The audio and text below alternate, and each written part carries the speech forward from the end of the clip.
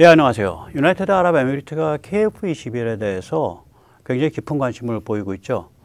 페르시아만의 이 군사 균형, 군사 안보 상황을 재편하려는 그런 야망의 일환입니다. KF-21이 거기서 굉장히 중요한 역할을 할 것으로 UAE가 보고 있다고 생각됩니다. 그런데 페르시아만이라는 게 어떤 지역이에요? 그야말로 세계에서 최민감 지역이죠. 그리고 미국에 공을 많이 들여왔고 공을 많이 들이고 있는 지역입니다. 즉 다시 말하자면 우리의 무기, K무기가 발전할수록 글로벌 차원에서의 한미 글로벌 안보 동맹이 이게 발전하지 않으면, 그런 관점을 우리가 가지지 않으면 K무기는 앞길이 없습니다. 오늘 그 같은 이야기를 좀 모시도록 하겠습니다. UAE가 KF-21에 엄청 관심이 높죠. 라시드 모하메드 알 샴시 UAE 공군 및 방공군 사령관이 지난 15일 이영수 공군 참모총장과 KF-21 포괄적 협력에 관한 의향서를 체결했습니다. 여기에는 UAE가 KF-21 개발을 참관 모니터링할 권리와 KF-21 시제기 배치 부대를 방문할 권리가 포함되어 있습니다. 게다가 알 샴시 장군은 16일 KF-21 복자기 뒷좌석에 직접 올라타서 비행하면서 여러 차례 엄지척했습니다. 이 개발이 완료되지 않은 타국 전투기인데 핵심 장성이 이렇게 시험 비행에 직접 이렇게 참여하는 것은 뭐 세계적으로 뭐 유례 혹은 사례가 없는 일로 보입니다. UAE가 KF-21을 제대로 갖추면 이란 및 페르시아만에 대해 완벽한 제공권을 장악하게 됩니다. 좀 세게 표현하자면 UAE는 KF-21을 사용해서 페르시아만 군사 질서를 재편하려는 야망을 가지고 있다고 생각됩니다. 여기서 잠시 광고 말씀 좀 드리겠습니다. 먼저 공명선거 전국연합 널리 참여해 주시기 간곡히 부탁드립니다. 일단 이 사전투표제도의 개선을 이 선관위에 강력하게 압박하는 것, 그 다음에 참관 감시하는 것, 그리고 이 과정을 통해서 조직을 형성해서 대선 이후에 국회 독재를 견제를 하고 그리고 헌법을 제대로 지켜내는 것, 이런 캠페인이랑 연관이 있는 활동이거든요. 널리 참여해 주시기 간곡히 부탁드립니다. 그리고 고백하면 저는 내일 못 나갑니다. 저는 어느 도시에 출장을 가서 아침에 강연을 하게 돼 있어가지고 내일 못 나가고요. 하지만 이 권영세 사랑의 매 많이 좀 쳐주십시오. 비대위원장이란 자가 뭐 세종시로 국회를 옮겨내 만에 이런 개소리인지 헛소리인지 이런 거나 하고 있고, 지금 비대위원장이 국힘을 이끌고 사전투표의 취약성, 위험성을 어떻게 최대한 막아볼 것인가, 이런 활동을 해야 되는데 넋이 빠져 있어요. 매를 좀 쳐야 됩니다. 삼각지역 5번 출구 11시 30분입니다. 금요일 날. 그리고 이제 세뇌 탈출 자구동력 부탁 말씀 좀 올립니다. 아시다시피 세뇌 탈출은 광고가 잘 붙지 않습니다. 붙더라도 천천히 붙는 경향이 있습니다. 도와주시면 보다 좋은 컨텐츠로 찾아뵙는 데 커다란 힘이 되겠습니다. 감사합니다. 페르시아만이 어떤 지역입니까? 전 세계 원유 교역량의 30%가 호르무즈 해협을 지납니다. 페르시아만의 제일 좁은 데를 거기 호르무즈 해협이라고 부르죠. 또 전 세계 LNG 교역량의 20%가 페르시아만을 통과합니다. 뭐 세계 에너지 안보 질서의 핵심 지역이죠.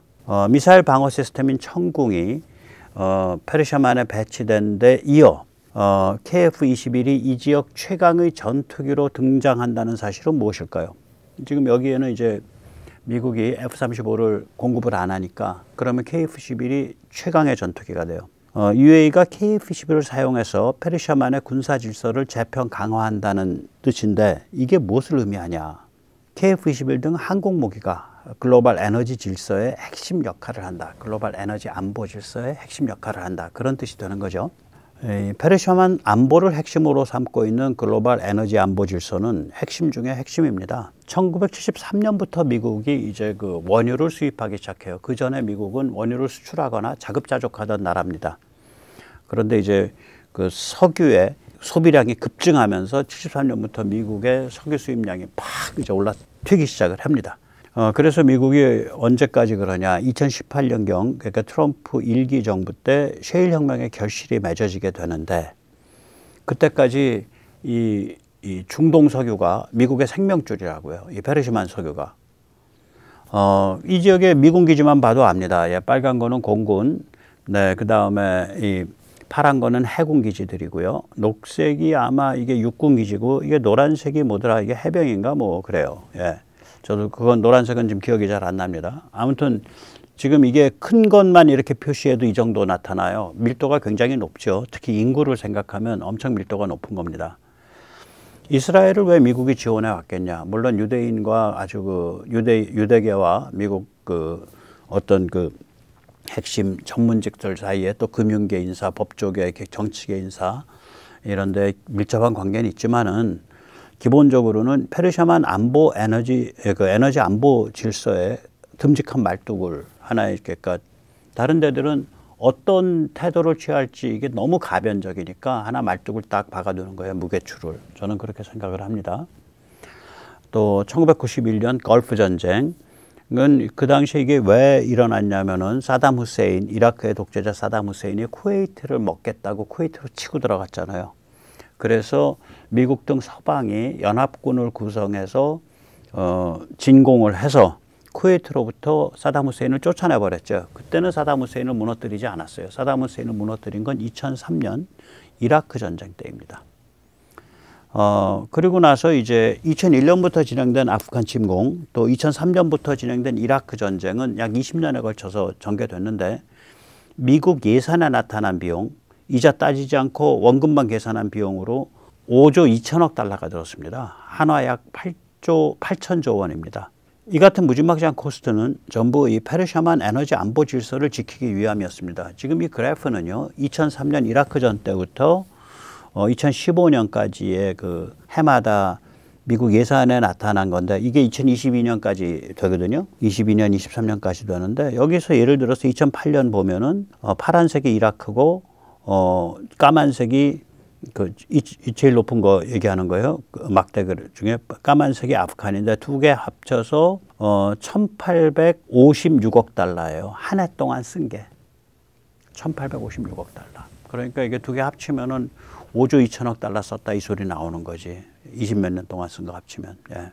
이제 KF-21이 페르시아만이라는 세계 최민감 지역, 여기에 공중지배권, 제공권을 재편하는데 혹은 바로 정돈하는데 쓰이게 된 거죠. 이렇게 미국이 엄청 공들여온 지역인데, 이 지역 안보 질서에 대해 가장 많은 코스트를 지불해온 나라는 미국입니다. 그래서 이게 미국 나와바리라고 생각하시면 돼요. 전 세계에 민감한 데 가면 다 미국 나와바리예요. 폴란드 미국 나와바리죠. 나토 미국 나와바리니까. 루마니아 미국 나와바리죠. 예. 그 다음에 핀란드, 노르웨이 다 서방, 미국 나와바리죠. 그래서 이 한미 글로벌 안보동맹, 한미 글로벌 무기동맹이라는 빅픽처가 없다면 차라리 진출하지 않는 편이 좋아요. 너무 민감한 지역이어서. 엉뚱하게 집적되다간 무기 몇 점 팔려다가 개망신하고 황당한 짓 저지르기 딱 좋습니다. 예. 그래서 우리가 K-무기를 얘기할 때는 항상 한미 글로벌 안보동맹, 한미 글로벌 무기동맹이라는 관점에서 생각을 해줘야 됩니다. 이 페르시아만에 대한 UAE에 대한 KF-21 수출에서도 드러나듯 K-무기가 뻗어가는 길은 오커스보다 더 오커스스러운 한미 글로벌 안보 동맹이 발전하는 길, 그 이상도 이하도 아닙니다. 오커스라면 오스트레일리아, 그 다음에 영국이죠. 예, 영국 그리고 US. 그래서 오커스입니다. 예, UK, US, 오스트레일리아, UK, US. 왜 그러냐? 이게 한미 글로벌 안보동맹을 이 관점에서 생각을 해야 된다. 굉장히 밀접한 한미 관계 속에서 생각해야 된다. 무기는 이게 그냥 일반 상품이 아닙니다. 삶과 죽음의 비즈니스죠. 또 무기는 동맹 관계의 비즈니스예요. 그럼 세계 전체가 미국이라는 실세를 두고 어떤 관계를 맺을 것인가라는 그러한 관점에서 글로벌 질서가 짜였기 때문에 우리가 그런 글로벌 질서 속에서 무기를 판다는 얘기는, 그것도 아주 이렇게 최민감 지역인 페르시아만 이런 지역에 그 제공권을 재편할 수 있는 무기를 판다는 얘기는 결국은 그 동맹관계, 한미 글로벌 안보 동맹관계 속에서 이걸 그런 빅픽처에서 봐주지 않으면 게임이 안 되는 거죠. 무기는 동맹관계의 비즈니스입니다. 그리고 글로벌 군사 지정학 질서에 관한 비즈니스입니다. 이는 한미 조선 동맹의 등장에서도 확인할 수 있죠. 예. 미국이 누구에게 해군 전력의 MRO 큰 덩어리를 맡기게 됩니까? 한국이죠. 큰 덩어리는 한국한테 오게 돼 있어요. MRO도. 미국이 누구에게 전함 구축을 맡기게 됩니까? 뭐 스페인 회사에 좀 맡겼었지만 결국은 한국 혹은 미국에 있는 한국계 기업, 한국계 미국 기업에 맡기게 되는 거예요. 그러면 이 한미 조선 동맹으로 강화된 해군 전력은 무슨 용도로 사용됩니까? 중국 억제 제압에 사용됩니다. 세계 시장을 위한 근본 조건, 즉 항행의 자유를 보장하기 위해 사용됩니다. 그래서 이것도 한미 조선 동맹이요. 예, 이거 전형적인 한미 글로벌 안보 동맹의 한 형태예요. 우남 이승만 대통령은 1910년 프린스턴 박사학위 논문에서 미국의 운명은 전 세계에 걸쳐 교육의 자유, 항행의 자유를 함양하는 것이다 라고 밝혔습니다. 그 논문의 제목은 Neutrality as Influenced by the United States. 그러니까 미국에 의해 영향받은 중립성의 원칙이라는 건데, 이때 중립성이 요즘 용어로 표현하면 항행의 자유, 무역의 자유입니다. 그로부터 110년이 지난 지금 한미 조선 동맹은 미국으로 하여금 자신의 운명, 즉 전 세계에 걸쳐서 항행의 자유, 글로벌 무역의 자유를 함양한다라는 자신의 운명을 보다 확실하게 걸머질 수 있도록 만들어주는 수단, 해군력을 강화하기 시작하고 있는 거죠. 그 이제 운명적 파트너예요. 예, 미국과 한국이. 한미 조선 동맹은 한미 글로벌 안보 동맹의 한 분야죠. 또 페르시아만 에너지 안보 강화, 요번에 KF-21 수출, 또 천공 수출 이런 거. 이 역시 한미 글로벌 안보 동맹의 한 분야입니다. 한미 글로벌 안보 동맹, 한미 글로벌 군사 동맹, 예, 무기 동맹 뭐 그런 거죠. 우크라이나에 대한 155mm 포탄 우회 지원, 폴란드에 대한 무기 수출, 북구, 발틱, 동유럽 국가에 대한 무기 수출 역시 한미 글로벌 안보 동맹의 한 분야죠. 필리핀에 대한 FA-50과 전함 수출 역시 한미 글로벌 안보 동맹의 한 부분입니다. 제가 글로벌 안보 동맹, 글로벌 군사 동맹, 글로벌 무기 동맹을 말을 좀 혼용을 하고 있습니다. 죄송합니다. 한미 글로벌 안보 동맹과 K무기는 같이 살고 같이 죽는 운명입니다. 한미 글로벌 안보 동맹을 외면하면 K무기의 미래는 없어요. 왜냐하면 K무기가 그냥 소총이다 그러면 아무 데서나 뭐 그냥 팔고 다니면 되는데 이게 굉장히 전략성이 강한 고급 무기가 돼갖고 그렇습니다. 한미 글로벌 안보 동맹이 발전하면 K무기는 엄청나게 뻗어갈 수 있습니다. 이재명 더블당의 세상이 되면 K무기가 죽고 한미 글로벌 안보 동맹이 깨지니까. 자유공화 진영의 세상에 되면 K무기가 삽니다. 한미 글로벌 안보 동맹의 지평이 열리니까. 이제 다시 UAE와 KF-21이라는 주제로 되돌아가 보겠습니다. 왜 UAE가 KF-21을 갖추면 페르시아만 국제질서를 재편할 수 있는지. 우리가 그냥 이게 하나의 전투기 문제가 아니거든요. 좀 밀덕스럽게 살펴보겠습니다. 일단 이 KF-21 이 기체 자체의 기본 특성을 좀 한 서너 가지 짚어보겠습니다. KF-21은 공대표, 에어 투 서피스, 이때 서피스라는 건 지상과 해상 다 포함하는 겁니다. KF-21은 공대표 유전자와 공대공, 에어 투 에어 유전자를 동시에 가진 전투기입니다. 이 공대공이라는 게 요격기죠, 인터셉터. 그래서 이 사진에서도 보듯이, 그 이미지에서도 보듯이 F-15, F-22는 공대공 유전자를 가진 전투기들이에요. 반면에 F-16, 또 의외로 F-35는 공대표 유전자를 가진 전투기들입니다. 이 두 개를 다 가지고 있는 게 KF-21은. 또 KF-11은 디지털 시대의 변주 진화 끝판왕, 이걸 디지털 센츄리라고 부릅니다. 60년대, 70년대, 1960년대, 1970년대의 센츄리 시리즈, 이게 세이버서부터 시작을 하죠. 그렇게 해서 한 대여섯 종류가 쉽게 변주됐었어요, 그때. 그걸 센츄리 시리즈라 그래요. 그런데 지금 21세기 디지털 시대에 이렇게 대여섯 개로 변주할 수 있는 거. 그런 의미에서 디지털 시대의 센츄리다, 이렇게 표현할 수 있는 거죠. 이 용어 자체는 미국의 군사사상에 혁명을 일으킨 트럼프 1기 때의 국방부의 브레인이었던 윌 로퍼 박사의 용어입니다. 디지털 센츄리라는 용어는. 4.5세대 멀티롤, 지금 우리가 보는 거죠. 또 이게 블락2에서 완성되는 겁니다. 또 4.5세대 초장거리 멀티롤. 4.5세대는 스텔스가 아니니까 뱃속에 한 6.3 입방미터의 공간이 비어 있어요. 만약에 거기다가 그걸 넣는데 성공한다면, 그러니까 퓨얼 탱크, 그러니까 연료 탱크를 넣는데 성공한다면은 바깥에 그 보조 탱크를 달지 않고도 뭐 4,000km 이상의 항속을 가지는 초장거리 멀티롤이 나와요. 우리가 초장거리라 그러면 F-15를 생각하는데 F-15 이때 보조 탱크 엄청 달고 가는 겁니다. 예. 그 다음에 이제 5세대 스텔스 멀티롤. 예. 그 다음에 전자전기. 이게 EA-18 그라울러 같은 전자전기. 또 무인 전투기. 모든 게 다 디지털로 컴퓨터로 조정이 되니까 우리가 지능만 짜서 넣으면 무인 전투기가 돼요. KF-21은. 이걸로 변주가 되는 거죠. 심지어 지금 개발에 착수한 첨단 국산 항공 엔진, 드라이 추력 기준 16,000에서 16,900파운드 정도로 생각하고 있고요. 무인기 쪽에 적용할 수 있는 건 2030년대 후반, 유인기 적용은 2040년경을 보고 있습니다. 이런 그 첨단 국산 항공 엔진이 나오게 되면 에너지 무기, 레이저 무기를 사용하는 6세대 특성을 가진 새로운 기체, 지금보다 기체가 좀 확장될 거예요, 이거는. 이거로도 진화할 수가 있어요. 네. 세 번째 기본 특성은 뭐냐? 세계 최강의 자동 비행 제어 시스템 AFCS 알고리즘이죠. 이 변주 진화를 하게 되면 무게중심 바뀌고 비행 특성 달라지죠. 이거를 보다 싸고 보다 빠르게 하려면 자동 비행 제어 시스템 알고리즘이 뛰어나야 됩니다. KF-21은 세계 유일, 세계 최초의 센서 기반 비선형 동적 역변환인데 역변화라 그랬네요. 죄송합니다. SBNDI 알고리즘을 구현해서 그 대성공을 증명했어요. 이게 세계 최초로 적용한 거예요.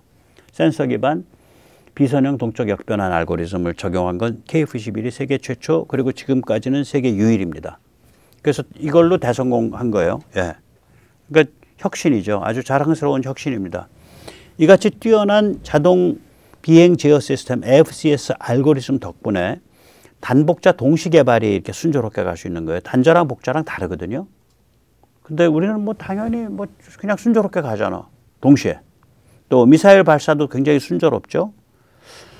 제가 미사일 통합이라고 안 하고 미사일 발사라 그랬습니다. 두 개는 좀 달라요.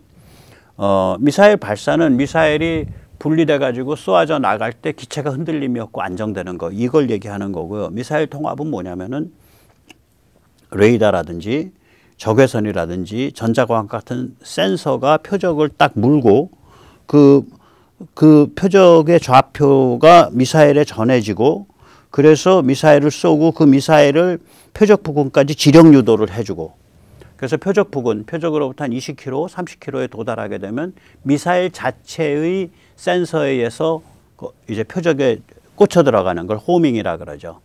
예, 자체 센서 호밍. 그 전 단계는 지령 유도 단계. 이런 과정이기 때문에 미사일 통합은 센서와 항전 장비에 관한 얘기가 돼요, 이거는.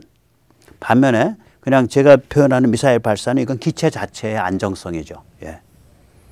또한 이같이 뛰어난 자동 비행 제어 시스템 AFCS 알고리즘 덕분에 4월 초에는 야간 공중급유에도 성공했죠. 이거 초정밀 조정해야 된다 그러거든요. 야간 공중급유가 어렵대요. 당연히 어렵겠죠. 뭐 아무것도 안 보이는데 그 센서만 가지고 이렇게 맞춰내는 거잖아. 눈으로 보고 뭐 할 수 있는 상황이 아니니까. 예. 이 4월 초에 야간 공중급유에 성공한 것이 4월 중순에 방한한 UAE 관계자들에게 한층 더 깊은 인상을 남겼을 것이라고 저는 추측합니다. 이게 왜 그러냐? 유나이티드 아랍에미리트 역시 우리와 동일한 급유기 탱커를 사용합니다.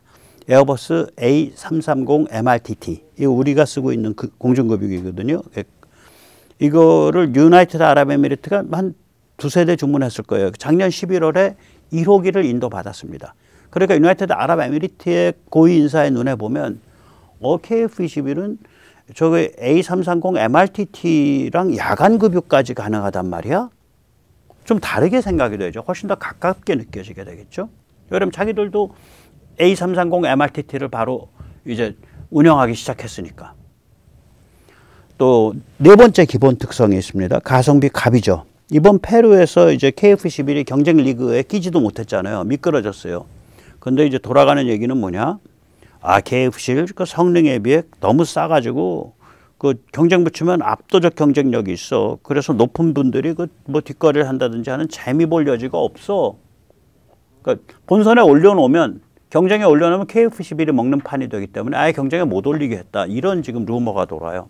말이 좀 되는 루머가 KF-21이 이제 이걸 보통 프로그램비라 그러는데, 우리가 사용하는 프로그램비란 용어랑 뭐 미국에 쓰는 프로그램비가 조금 달라요. 어쨌거나 이것저것 모두 합쳐서 대당 한 1,500억, 1,600억 원 꼴인데, 이는 미국이 제안한 F-16의 반값도 안 됩니다.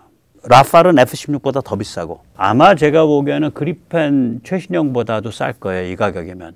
그리펜 최신형이 이것저것 모두 합친 비용이 상당히 높아요. 그리펜도. 자, 그래서 이제 말씀드린 KF-21의 기본 특성 4가지 다시 한번 요약해 드립니다. 첫 번째, 공대표 유전자, 다시 말하면 F-16, F-35의 유전자와 공대공 유전자, F-15, F-22의 유전자를 같이 갖고 있어서 여러 용도로 쓸 수 있다. 두 번째 특성, 이 KF-21은 4.5세대, 또 4.5세대 초장거리, 그 다음에 5세대 스텔스, 전자전기, 단자, 복자 이런 식으로 디지털 시대 변주 진화의 끝판왕이다. 그 다음에 세 번째 특성, 세계 최강의 자동 비행 제어 시스템 알고리즘이다. 센서 기반 비선형 동적 역변환, 그러니까 SBNDI를 세계 최초, 세계 유일하게 지금까지 구현을 해서 그 대성공을 증명한 그런 케이스다. 네 번째, 가성비 갑이다. 이런 그 KF-21의 기본 특성이 있습니다. 그런데 이 같은 기본 특성은 그야말로 기본 나가리예요. 기체 자체의 특성이에요. 그러나 지금 세상의 공군력은 기체 성능이라는 하나의 요소에 의해 결정되지 않습니다. 야, 그 전투기가 다루는 전략성 미사일이 뭐가 있어?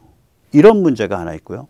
그 전투기와 연동하는 감시정찰 자산이 뭐가 있어? 이런 문제도 있어요. 즉, 이 그 전투기, 미사일, 감시정찰, 이 대가리 셋 달린 하나의 몸체, 삼두 합체로 봐야 돼요. 지금은. 전투기 하나만 갖고 보면 안 돼요. UAE는 KF-21이라 쓰고 KF-21이 이끄는 혹은 KF-21로 대표되는 전투기 미사일 감시정찰 3두 합체를 주목하고 있는 겁니다. 그리고 거기서 최고다 이렇게 지금 보고 있는 것으로 생각됩니다. 미사일을 말씀드리겠습니다. 예, 세계 최강의 공중발사 벙커버스터, 그러니까 이렇게 관통탄두죠. 예, 이 순항미사일을 개발하고 있는 나라가 어디예요? 한국이에요. 철룡이에요, 우리. 기존의 세계 최강 공중발사 벙커버스터 관통탄두 순항미사일은 타우루스죠. 근데 철룡은 사거리가 60% 증가한 800km예요. 그러니까 철룡이 타우루스보다 한 세대 위야. 예.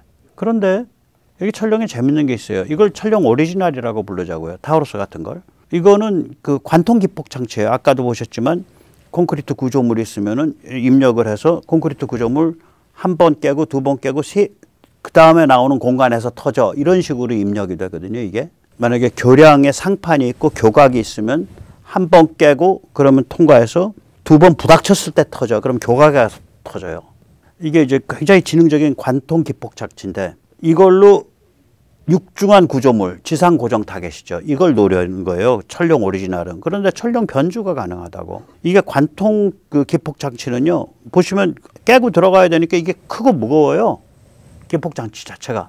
근데 작고 가벼운 기폭 장치, 유니터리 하이 익스플로시브 단일 고폭탄 혹은 파편탄, 프래그먼터리 이런 걸로 한다. 그러면은 얘기가 달라지죠. 그러면은 공간이 많이 나오니까 더 멀리 날아가서 지능도 좀 이때는 그 고정된 지상에 고정된 구조물이 아니니까 지상에서 움직이는 물체 혹은 해상에서 움직이는 함정 이 이동 지상 해상 이동 타겟을 노릴 수 있게 해줄 수 있어요. 그래서 앞으로는 철룡이라고 했을 때 벙커버스트만 있는 게 아닐 것이다. 여러 용도 성능으로 분화된 패밀리, 철룡 패밀리가 될 거다. 저 같은 사람 눈에 보이는데 UAE 눈에 이게 안 보이겠냐고. 당연히 보이죠. 또 미사일의 두 번째 사례 말씀드릴게요. 세계 최강의 공중발사 초음속 공대표 미사일, 에어 투 서피스. 그러니까 해상에 있거나 지상에 있는 목표물을 때리는 거. 이거 개발하고 있는 나라 어디예요? 한국이에요. 마하 3에 사거리 500km, 약 300캐리 정도로 추정이 됩니다. 이건 이제 지상 발사예요. 공중 발사가 아니라 지상 발사. 우리 이미 이거 개발해서 지금 비닉으로 깔고 있죠. 한 500km 가요. 저거를 이제 지금 환영 램젯인데 둥그렇게 해서 이렇게 주변으로 가는 이걸 닥트로 해서 닥티드 램젯으로 바꾸고 비행기에서 탈 수 있게 가볍게 만들고 뭐 이런 작업을 하고 있다고요. 네. 지금 이제 개발되고 있는 건 대함으로 얘기를 하고 있어요. 공중발사 초음속 공대표 대함 미사일이에요. 그러나 탄두를 좀 바꾸고 센서 지능을 바꾼 초음속 공대표 변주가 가능하다고. 그럼 이거 뭐에 쓰이는데? 레이더 사냥 미사일이에요. 이게 마하 3 정도로 날아가거든. 초음속으로 날아가요. 레이더 사냥 미사일들은. 이건 뭐냐? 적 방공망 파괴 미사일, 데드 미사일이죠. Destruction of Enemy Air Defense. 미국이 이거요. 최신형은 오로지 세 나라한테만 팔기로 돼 있어요. 지금 폴란드, 네덜란드, 핀란드. 그거 최신형 함 AGM-88G 초전략성 미사일입니다. 이건 상대방을 눈을 멀게 해놓고 조져버리는 거라서 초전략성 미사일이에요. 그러니까 이런 걸로 변주가 되거든, 이게. 초음속 공대표 미사일이. 그 초음속 공대표 역시 여러 용도, 여러 성능으로 분화된 패밀리로 봐야 돼요. 초음속 공대표 패밀리로. 자, 그런데 우리가 물음을 물을 수가 있지. 미국 포함 서방 전체에서 천령 패밀리나 초음속 공대표 패밀리 같은 전략성 미사일을 진심으로 개발하는 나라 어디 있어? 한국뿐이에요. 유럽과 일본은 의지가 없어. 일본이 지금 이 초음속 공중발사 미사일 ASM-3 개는 한자로 고친다 개예요. 그거 개발한다고 개발됐다 안 됐다 말 복잡한데 지금 뭐 10년째 꼼지락꼼지락 하고 있어. 룰루랄라 세워라 내어라예요. 일본은 거기다 그걸 개발했을 때 싣고 올라갈 비행기가 구독다리 F2밖에 없어요. 미국은 군사적 필요와 군사 사상의 우려와 달라요.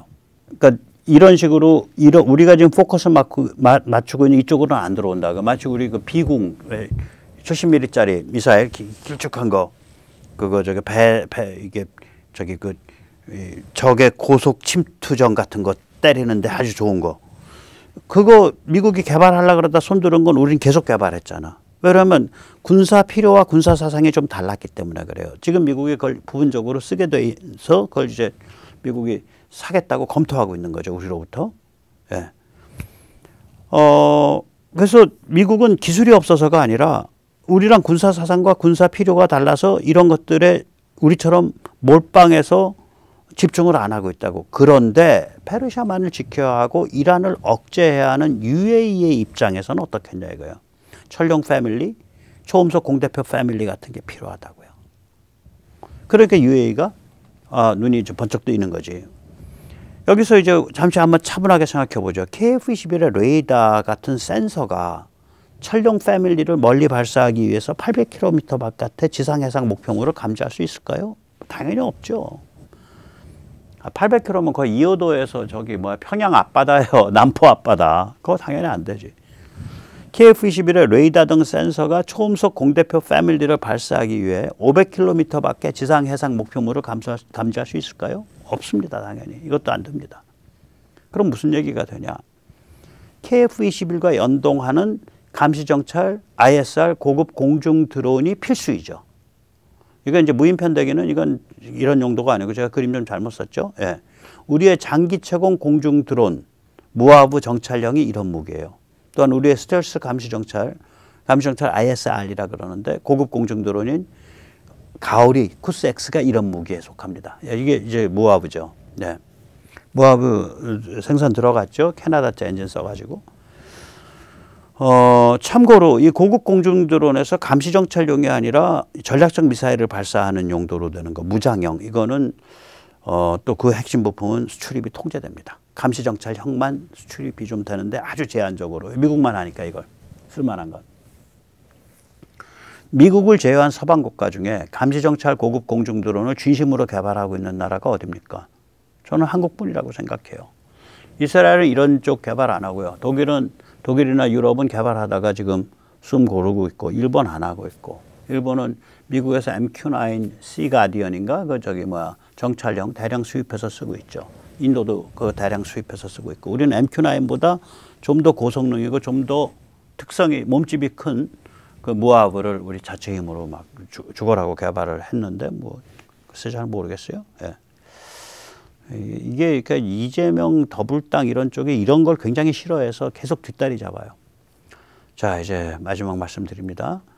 UAE는 KF-21이라 쓰고 KF-21로 대표되는 전투기 미사일 감시정찰 3두 합체라고 읽기 시작한 거예요. 그래서 더 욕심을 내는 거예요.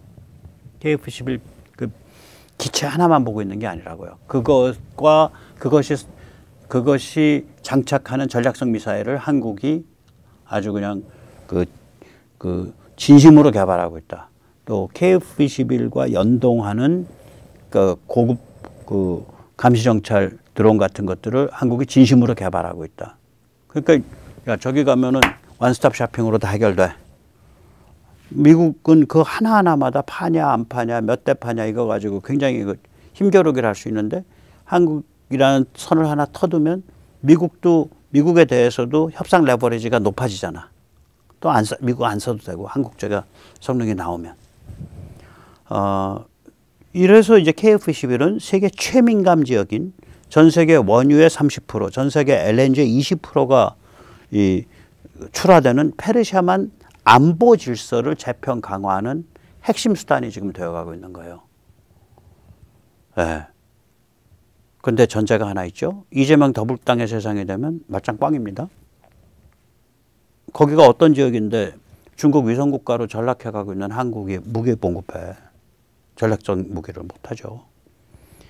한미 글로벌 안보 동맹이 굳건하게 발전해 갈 때 K무기의 앞날이 열리는 겁니다.